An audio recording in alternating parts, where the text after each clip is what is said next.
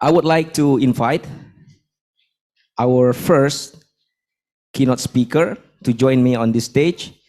Please welcome Associate Professor Dato Perdana Dr. Andos Haji Abdul Malik, MPD.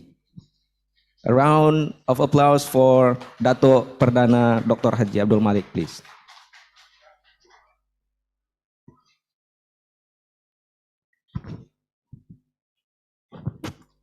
Pak Malik adalah kebanggaan dan kecintaannya umrah ya, tokoh literasi dan penggiat pejuang sebenarnya ya, yang berusaha memajukan literatur bahasa Indonesia dan literatur Melayu.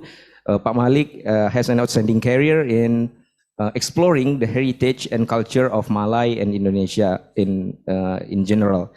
Jadi karir Pak Malik selama ini berkisar antara mengangkat kembali nilai-nilai budaya dan memajukan literasi dalam bidang bahasa Indonesia dan Melayu. Pak Malik, mohon diberikan pencerahan kepada kami. Terima kasih Pak Buni. Assalamualaikum warahmatullahi wabarakatuh. Alhamdulillah wa syukurillah wa la haula wa la quwwata illa billah. Yang saya hormati Pak Dekan, Bapak Ibu Wakil Dekan, Bapak Ibu panitia semuanya, terima kasih ya karena mengundang saya untuk menjadi salah seorang pembicara, malah pembicara kunci, keynote speaker. Mudah-mudahan kita semuanya mendapat rahmat dari Allah Subhanahu wa Ta'ala. Bapak Ibu peserta semuanya, tuan-tuan dan puan-puan, ya. Jadi pendidikan karakter ini sekarang menjadi amat penting untuk pendidikan di Indonesia yang memang harus diperhatikan oleh semua pelaku pendidikan, mulai dari tingkat taman kanak-kanak sampai dengan pendidikan tinggi. Nah, jadi untuk itu ya semua institusi pendidikan itu harus mendorong penciptaan hasil didik ya yang mampu menjawab kebutuhan sumber daya manusia kita, ya, sumber daya yang seperti apa, sumber daya yang unggul dan tangguh, ya, itu yang diharapkan. Jadi untuk itu semua mata pelajaran di sekolah, termasuk mata kuliah di perguruan tinggi, itu diwajibkan melaksanakan pendidikan karakter. Nah itu dia. Jadi pendidikan karakter ini bertujuan untuk mengembangkan kemampuan peserta didik ya dalam membuat keputusan baik dan buruk ya. Nah, memelihara apa yang sudah baik itu dan mewujudkan kebaikan itu dalam kehidupan sehari-hari dengan sepenuh hati. Jadi kalau pendidikan karakter ini berhasil Bapak Ibu, kita memang benar-benar bisa mewujudkan SDM Indonesia yang tangguh dan unggul itu tadi. Nah, jadi sekarang pertaruhan pendidikan di Indonesia adalah bagaimana kita dapat menyukseskan pendidikan karakter ini untuk semua mata pelajaran, mata kuliah yang kita ajarkan. Karena apa? Karena takat ini sampai saat ini kita baru pada tahap kebijakan pendidikan karakter harus diintegrasikan dalam semua mata pelajaran, dalam semua mata kuliah yang ada di Indonesia. Jadi tidak menjadi mata kuliah atau mata pelajaran sendiri. Nah, hubungan dengan itu ya perlu dikembangkan antara lain di samping persoalan metodologi, tetap adalah masalah materi pembelajaran. Itu yang utama Bapak Ibu. Ya, jadi dari mana sumber mata pelajaran itu? Nah, itu adalah pertama agama. Ya, religion. Jadi pertama agama, yang kedua Pancasila, nah yang kedua culture atau budaya. Dalam konteks inilah karya-karya Raja Ali Haji, ketiga konteks itu sebetulnya. Nah, karya Raja Ali Haji itu amat penting dalam pengembangan pendidikan karakter di Indonesia dan di kawasan Melayu umumnya, termasuk mungkin Malaysia, ya, Singapura, Brunei Darussalam dan lain-lain. Karena karya Raja Ali Haji itu akrab, ya, akrab banget, ya, itu sangat akrab di lingkungan bangsa Melayu yang besar itu. Nah, lalu nanti kalau kita melihat karya Raja Ali Haji misalnya, nah apakah itu hanya berkaitan dengan budaya yang dalam hal ini dalam konteks lebih kecilnya adalah sastra? Jawabnya tidak. Apa sebab? Ya, apa pasal? Karena ya karya Raja Ali Haji itu terintegrasi dengan nilai-nilai agama. Ya, dan yang paling pasti juga pasti berkaitan dengan Pancasila. Bahkan pada bagian awal saja pasal atau artikel pertama dia ke Gurindam 12 itu Raja Ali Haji langsung menyoroti persoalan agama.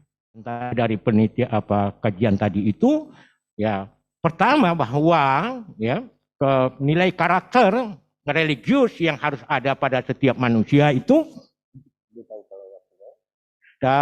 adalah beriman kepada Allah, ya, beriman kepada Allah, faith in Allah, ya, faith in God gitu misalnya, ya.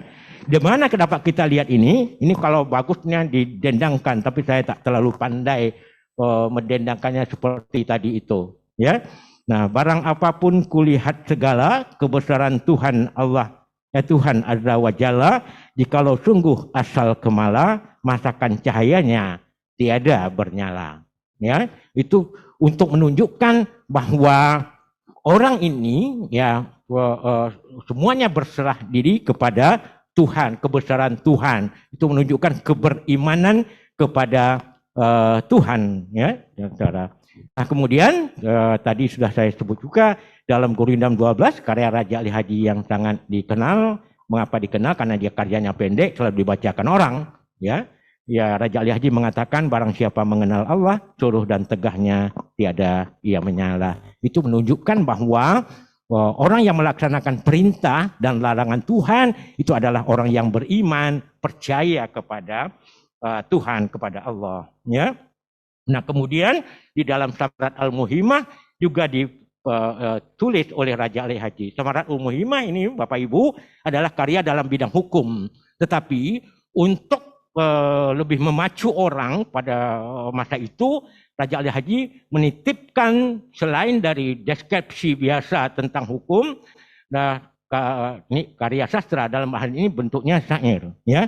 Jika benar yang kita hukumkan, di belakang jangan kita hiraukan.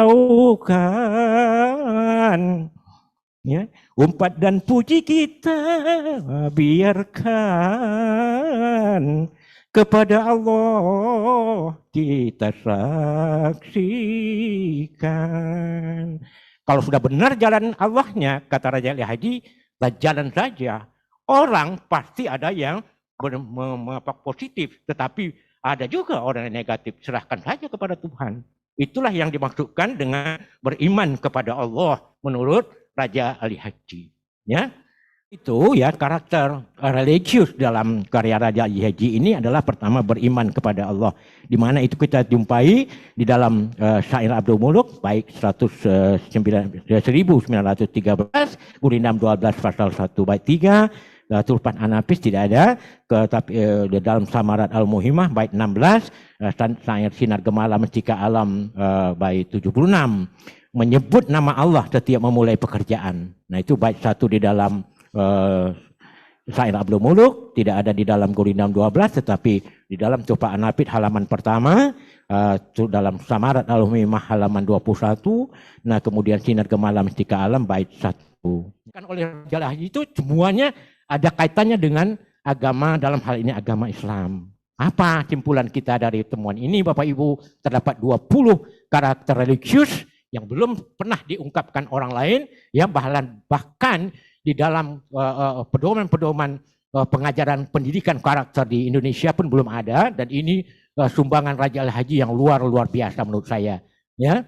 Nah, nilai religius itu ada minimal 20. Kemudian pengungkapannya itu ya menggunakan simbol-simbol yang dapat kita amati secara semiotik, ya. Jadi dapat betul dikaji secara ilmiah. Jadi bukan pemikiran-pemikiran biasa begitu saja.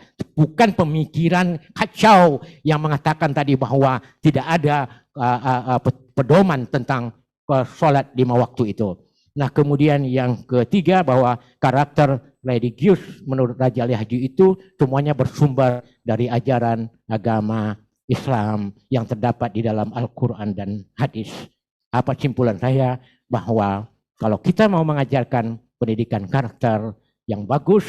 Nah, salah satu alternatifnya saya pikir adalah sumbernya pakailah Raja Ali Haji, ya, dan materinya juga dapat dikembangkan dari itu. Karena saya lihat bahwa tidak ada bersalahan sama sekali apa yang dikemukakan oleh Raja Ali Haji dengan petunjuk agama kita masing-masing. Itulah yang dapat saya sampaikan, Bapak Ibu.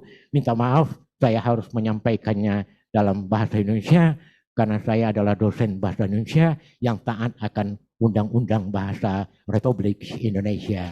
Wabillahi taufik wal hidayah. Assalamualaikum warahmatullahi wabarakatuh.